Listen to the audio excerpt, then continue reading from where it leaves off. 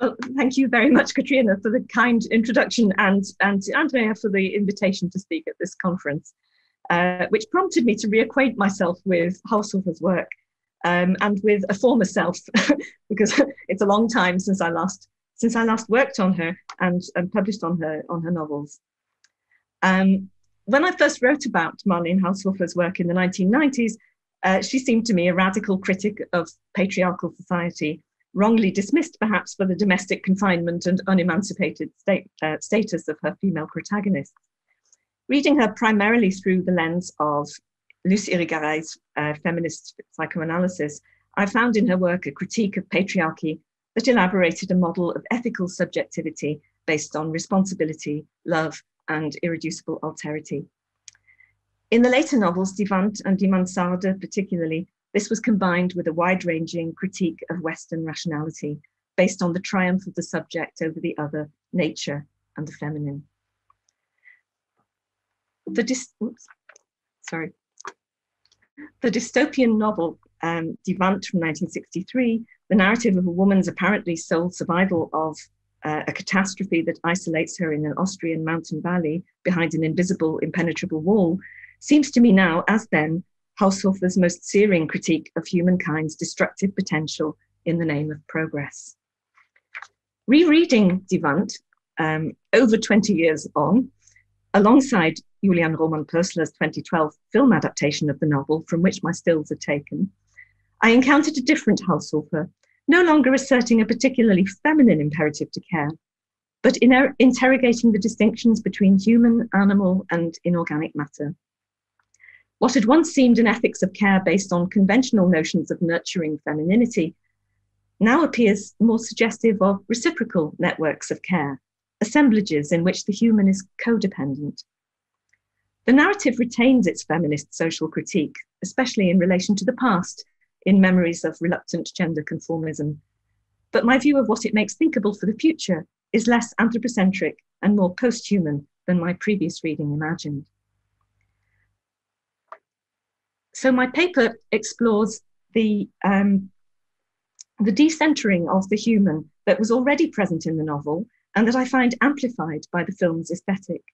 In both, it's possible to see not character development, but a becoming other of the human who becomes ever less woman, ever more a part of the natural world.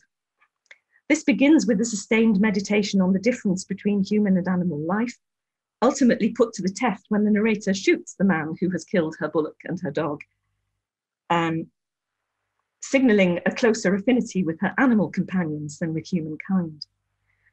The decentering of the human, which we've also met yesterday as Selbstauflösung, is also seen in the narrator's sense of merging with the natural world, becoming part of a multiplicity rather than an individual self. This non-unitary self, already suggested in the novel, is intensified by the film's static and slow camera work, predominantly diegetic sound, and a style of editing that produces serialism rather than totality. So instead of a film with plot and character development, and in spite of the unifying force of the narrative voiceover, this filmic presentation of a life enclosed within an invisible wall repeatedly points beyond itself, giving rise to a disquieting intensity rather than narrative resolution. So my discussion will focus first on reflections of the animal-human distinction in the novel and the dissolution of a unified self, which I view as this move to the post-human. And I will look at how techniques of framing and editing in the film contribute to these effects. And I'll consider the temporal structure in both novel and film, each of which endows a retrospective narrative with a powerful sense of anticipation and the new. So the traumatic encounter that occurs 2 years into the woman's isolation prompts her to start writing her report, apparently as an attempt to hold on to her humanity, specifically her human cognition of the world, wenn ich nicht den Verstand verlieren will, she says. So resonating with the Kantian distinction between intellect and reason, Verstand and Vernunft are central to the narrator's palpation of the boundary between animal and human being. While she does frequently anthropomorphize the animals in her care, she also discovers that the rhythms of their being in the world change her understanding of reason. Vernunft becomes an embodied capacity, embedded in living being, and not unique to human thought. Vernunft is frequently attributed to the animals and increasingly not to herself, especially when her ethics of care conflicts with the rational calculation of instrumental reason. So that the dog Lux is described as vernünftig when he disregards the wall once it proves impassable. And by the end of the novel, the cow Bella is also vernünftig. And Vernunft pervades her body. Die Vernunft saß bei ihr im ganzen Leib und ließ sie immer das Richtige tun. So while the narrator reflects that it is her capacity for reason that keeps herself and the animals alive, she also attributes her impulse to care to an instinct rather than a means ends calculation. Thus, it is unvernünftig to care for Bella over and above her use value of providing milk. And when the woman decides to squander her store of horse chestnuts to feed the wild deer in the forest, she reflects, es war die reinste Unvernunft. By the end of the novel, her understanding of Vernunft is no longer at odds with her instinct to care. As she reflects, es gibt keine vernünftigere Regung als die Liebe. Love is not in opposition to reason, but is instead the most rational of drives. And Regung, encompassing movement, emotion, and striving, is inadequately captured in this subtitle of emotion in the film. Regung is rather suggestive of the sense of embodied and embedded life force that I've come to think of as post-human, and that displaces individual subjectivity in the novel.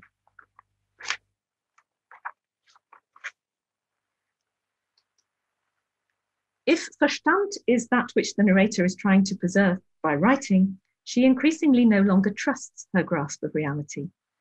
She has to unlearn the meanings associated with her perceptions if she is to perceive the new world that she senses is yet to reveal itself. Her first Christmas is beset with terrifying dreams and an agonizing sense of loss. The snow-covered forest intensifies memories of Christmases past, yet behind the familiar images, she senses something new and unknown ready to emerge, still obscured by her habits of perception. So we read, ich wünschte, meine Augen könnten vergessen, was dieses Bild so lange für sie bedeutet hatte. Etwas ganz Neues wartete hinter allen Dingen, nur konnte ich es nicht sehen, weil mein Hirn mit altem Zeug vollgestopft war und meine Augen nicht mehr umlernen konnten. Ich hatte das Alte verloren und das Neue nicht gewonnen. Es verschloss sich vor mir, aber ich wusste, dass es vorhanden war. This moment is captured cinematically by shots of majestic snow-covered mountains and the forest, against which the human form is tiny and insignificant. Images familiar from romantic paintings of man confronted by sublime nature, like the Caspar David Friedrich, the hunter, the image at the bottom. Instead of merely reproducing such recognizable images, however, both film and novel reference a habitual way of seeing in order to point beyond it. As the narrator reflects on the snow-covered landscape, in Zukunft wird ein verschneiter Wald nichts anderes bedeuten als verschneiten Wald und eine Krippe im Stall nichts anderes als eine Krippe im Stall.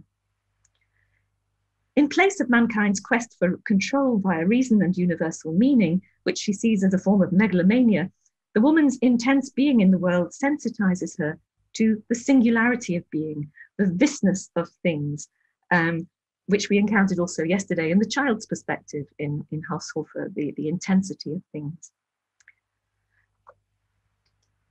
So instead of seeing the world through others' eyes, as she has always learnt to do, her first summer on the mountain pasture enables the woman to linger with her perceptions of moments of epiphany before she imposes meaning on them. And she wonders whether this is how animals experience life in all its horror and rapture. Die Einsamkeit brachte mich dazu, für Augenblicke ohne Erinnerung und Bewusstsein noch einmal den großen Glanz des Lebens zu sehen. Okay, so here the quotation rather works against the images with which I was trying to show, again, these sort of echoes of romantic painting in the film. So the novel's meditation on reason I think, goes beyond a critique of its instrumental power to control nature, difference, and the feminine, pointing rather to an ontology that values singularity over universal concepts, contingency over causality, and the uniqueness of things that exceeds their representation in language. And that brings me to more of a discussion of the post-human. So writing her report involves fixing herself in the coordinates of a chronology and as a subject in language. And this confronts the narrator with a problem in reconciling the writing I with the woman of whom she writes. Es fällt mir schwer beim Schreiben mein früheres und mein neues Ich auseinanderzuhalten. Mein neues Ich, von dem ich nicht sicher bin, dass es nicht langsam von einem großen Wir aufgesogen wird. This discontinuity in identity, this Selbstauflösung, which could be seen as threatening, seems to me also an intimation of an ethical posthumanism, similar to its formulation by Rosie Braidotti. In the quote below, a posthuman ethics for a non-unitary subject proposes an enlarged sense of interconnection between self and others, including the non-human or earth others, by removing the obstacle of self-centered individualism. So while the narrator is always anxious about losing her human selfhood, it is also clear that she undergoes a transformation in which the distinctions between herself and non-human others become increasingly irrelevant. In the first harsh winter of heavy physical labor, working the land, sawing wood and scything hay, the woman's appearance changes, her body now resembling that of a young boy rather than a woman. Not only is her womanhood irrelevant, she is no longer the same person all the time. And this suggests not an individual subject indeed, but a multiplicity that extends into the natural world around her. And in this quotation, we see that she is ein Kind, ein junger Mann, ein sehr altes, geschlechtsloses Wesen, and then even einem Baum ähnlicher als einem Menschen, einem zähen braunen Stämmchen, das seine ganze Kraft braucht, zu überleben. The film doesn't visualize these multiple transformations. Short hair, shapeless layers of clothing, and muted colors are all that marks the passage of time in the film. And of course, Martina Gedeck remains a woman on whose impassive face the camera lovingly lingers. I'm sorry. But in the novel, the narrator reflects that her face is now superfluous, as the animals know her by her smell, her voice and way of moving. She is also aware of her irrelevance to the landscape, which will persist after her death, thoughts that occur to her as if emanating from the forest itself. Manchmal verwirren sich meine Gedanken und es ist, als fange der Wald an, in mir Wurzeln zu schlagen und mit meinem Hirn seine alten, ewigen Gedanken zu denken. This image of the thoughts of the forest thinking through her is one of the novel's most striking expressions of becoming more than an individuated self, now resonating with Suzanne Simard's idea of the wood wide web, of the forest as interconnected and communicative network.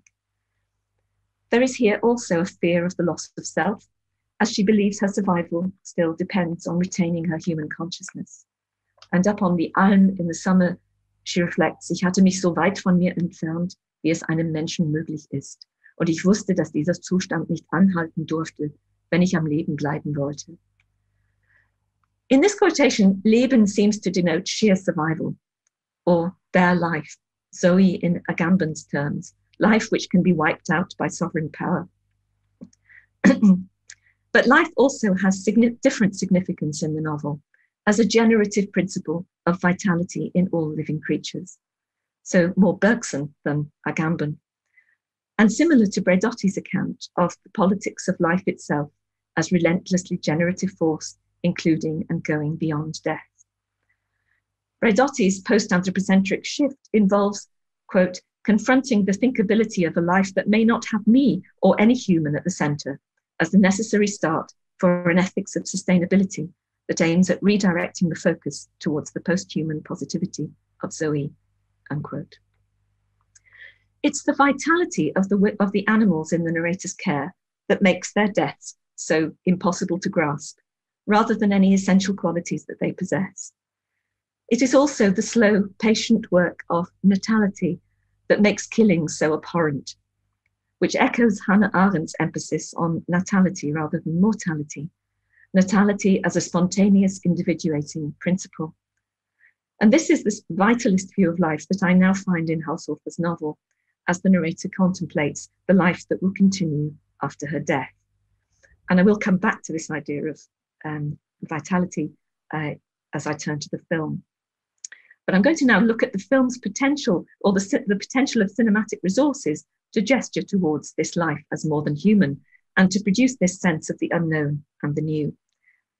In this, I am indebted to Gilles Deleuze's writing on cinema, that explores the radical potential of film to think beyond life in its already given forms.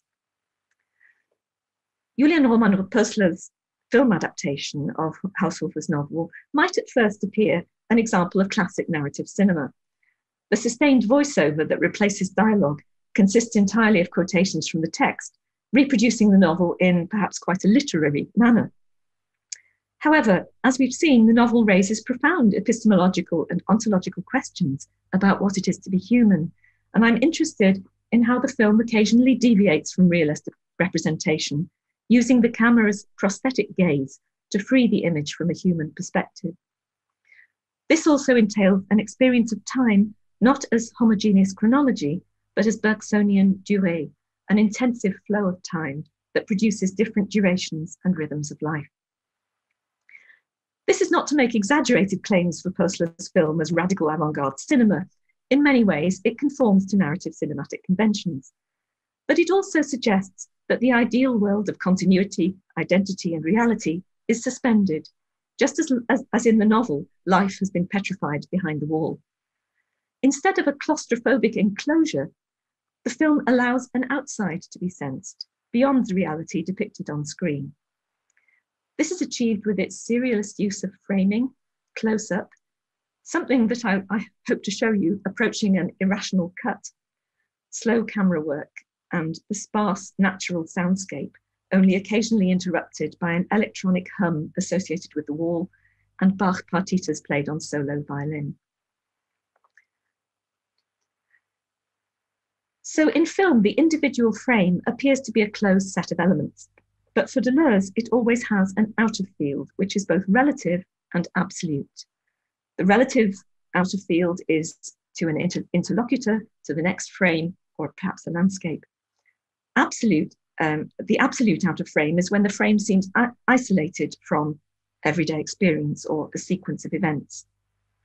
The absolute outer field gives the sense of a more radical elsewhere than simply suggesting that what the character sees or knows to exist beyond the frame. Pösler's film often shows the woman's face framed in a window or doorway, where we wait sometimes in vain for the expected following frame of what she sees. In the very last frame of the film, she is viewed from outside the window, and the camera approaches her slowly to close up, never divulging what she sees. And of course, she's not looking at anything, but she's looking into the future, an uncertain but possible future. An earlier framing of the face at the window, shown here, moves to the interior and does show what's outside. But it is a landscape of the past, bathed in spring sunshine, with herself wandering in the valley in a state of initial shock. The dog looks at her heels. This visualizes powerfully the split between the narrating and the narrated self in the novel, while briefly interrupting the realist aesthetic of the film. Framing often positions the human figure in unexpected ways and from unfamiliar angles. There are relatively few establishing shots where a context is presented within which the human figure acts. In this particular sequence, we see the woman's head emerging at the top right of the screen from a position far down in the grass among the buzzing insects as she laboriously scythes the hay by hand. The next shot moves very quickly to close-up. So it's a very swift move from an extreme long shot to extreme close-up on her body and then her face, with the sound of her heavy breathing and the rhythm of the scythe. So it's quite disorientating, this swift movement of Cameron. The next, we see her small figure in another sequence, emerging slowly from snow-covered trees, the camera following her movement slowly as she trudges through deep snow, rarely in the center of the frame. Sometimes the camera's focus is fixed on the foreground as her blurred figure emerges from the background, emphasizing all the more that the camera's consciousness is not hers and not exclusively focused on her as object of its gaze. In such scenes, the human figure seems almost incidental within the forest or silhouetted against the night sky on the mountainside. The slow or static camera work withholds a compelling sense of narrative, enabling us to linger with the images and be affected by their slow unfolding. And this brings me on to, with slowness and speed, to the concept of duration and material becoming. In both novel and film, there is a to and fro between Erzählzeit and erzählte Zeit, which does indicate a chronology of unfolding events, while enfolding them within a sense of the future. But in both novel and film, time is also experienced as Bergsonian duration instead of chronological succession. Time is no longer subordinated to space, but is part of the same substance of time-space or movement matter. Bergson's view of duration developed from a phenomenon of human consciousness to encompass a more universal feature of the material world. He increasingly abandoned the separation of external space and internal human durée, also coming to see memory as something virtual, not limited to the human brain. This expanded view of durée as a feature of the material world rather than human consciousness entails the suspension of the mind-matter distinction, in which matter tends towards entropy and stasis, creative life towards differentiation and heterogeneity, but both are only differences in the relative contraction or relaxation of duration. A similarly expanding and contracting materialist view of time may be glimpsed in the film and in the novel, in which the voiceover often reflects on the nature of time, how it sometimes passes very slowly or stands still, and sometimes how it passes very quickly. In one memorable image, time is like an immobile spider's web, preserving every moment of her life for eternity. And this is only this is the quote from the novel. So this spider's web seems to be a metaphor for duration itself. Seit Lux tot ist, empfinde ich das deutlich. Ich sitze am Tisch, die Zeit steht still. Ich kann sie nicht sehen, nicht riechen und nicht hören, aber sie umgibt mich von allen Seiten. Sie dehnt sich aus in die Unendlichkeit wie ein riesiges Spinnennetz. Ein graues, unerbittliches Netz, in dem jede Sekunde meines Lebens festgehalten liegt. Vielleicht scheint sie mir so schrecklich, weil sie alles aufbewahrt und nichts wirklich enden lässt. The narrator feels this is oppressive, perhaps due to the pressure of memories of loss and despair that engulf her when duration contracts into consciousness. But there are times when she is liberated from memory, when she senses the relaxation of duration and a merging with the world around her. These are the states of Selbstauflösung that are both blissful and fraught with danger. And there is one striking sequence in the film which suggests the woman's urge to exchange her life of relentless effort for the entropy of inorganic matter. This occurs halfway through the novel in a section of narrative where the protagonist recalls closing her eyes and seeing only snow-covered mountains. The sense of dissipation in white light is presented in the film in a sequence of almost abstract frames where we see the sun, the trees, as if through snowstorm, for moments a complete whiteout. The film, as you'll see, I hope, frames this as a dream. Afterwards, we see the woman being roused from sleep by the dog. But these snowstorm frames briefly immerse the viewer in a contemplation of white light, snow, trees, in all their singularity, not organized in a narrative whole or represented as an individual experience. And this seems to me to approach what Deleuze calls an irrational cut, offering us images as such, rather than images of something from a particular point of view, and demonstrating the potential of cinema to point to a virtual outside of the world of actuality. And this is where it could all go horribly wrong, but I will try and show you the clip.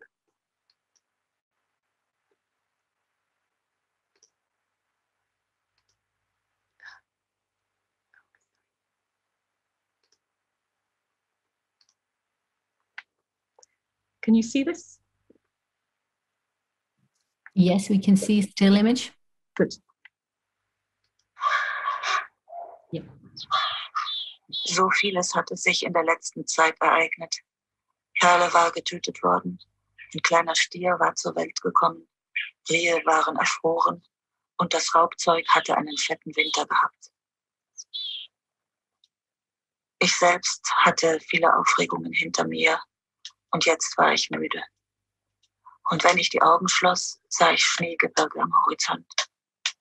Weiße Flocken, die sich auf mein Gesicht senkten. In einer großen, hellen Stille. Es gab keine Gedanken, keine Erinnerungen. Nur das große, stille Schneelicht. Ich wusste, dass diese Vorstellung für einen einsamen Menschen gefährlich war.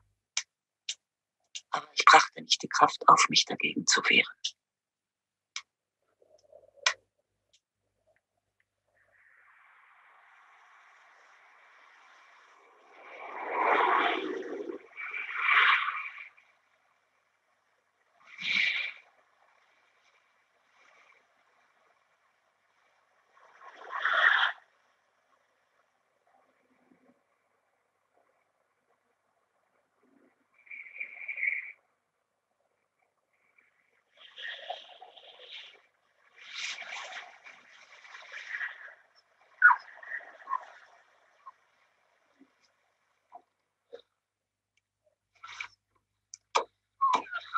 Lux ließ mich nicht lange in Ruhe. Immer wieder kam er und stieß mich mit der Nase an. Seufzend stand ich auf und ging meiner täglichen Arbeit nach. Jetzt ist Lux nicht mehr mein Freund und Wächter. Und das Verlangen, in die weiße, schmerzlose Stille einzugehen, ist manchmal sehr groß.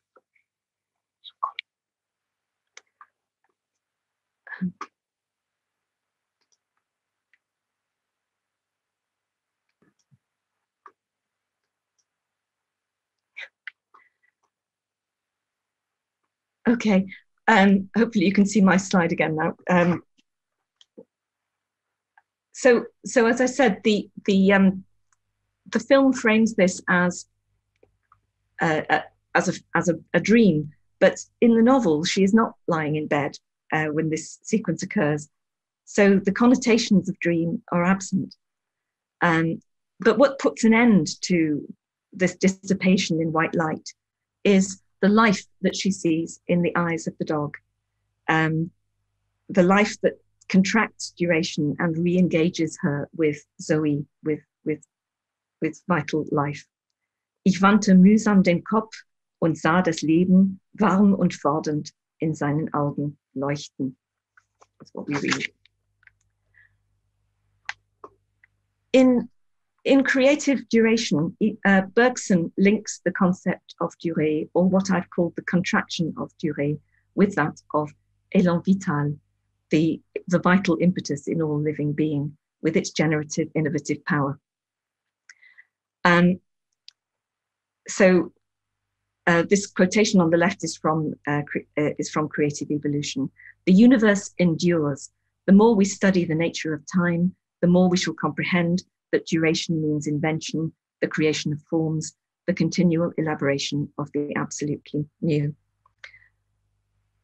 The last words of Haushofer's novel, and indeed of the film, suggest a sense of peace in the knowledge that life will endure, that new life will emerge, and an acceptance of the future that approaches. This is not about human agency or progress, but the endurance of Zoe and the emergence of the new. Jetzt bin ich ganz ruhig. Ich sehe ein kleines Stück weiter. Ich sehe, dass dies noch nicht das Ende ist. Alles geht weiter. Seit heute bin ich ganz sicher, dass Bella einen Kalb haben wird. Und wer weiß, vielleicht wird es doch wieder junge Katzen geben. Stier, Perle, Tiger und Luchs wird es nie wieder geben. Aber etwas Neues kommt heran. Und ich kann mich ihm nicht entziehen. So that's my last slide. So rereading Haushofer's novel after more than 2 decades and viewing it through the lens of Purcell's film. I also view it from a different point in my own duration and in my intellectual journey from feminist psychoanalytical criticism to Deleuzian new materialism. The world has also moved on from the more binary gender awareness of the 1990s, when it was conceivable for Ullstein to have a series called Die Frau in der Literatur, to the imperatives of climate crisis and Extinction Rebellion. At first, I struggled, a bit like Haushofer's narrator, to reconcile my old, or rather my young reading self with the one who reads and writes today. But rather than correcting my former response to the novel, I simply propose this as a new one. What I find extraordinary is how this novel from 1963 continues to speak to the present in urgent and profound ways. Purcell's film, I think, picks up on the novel's radical questioning of what it might mean to be human in a less anthropocentric world.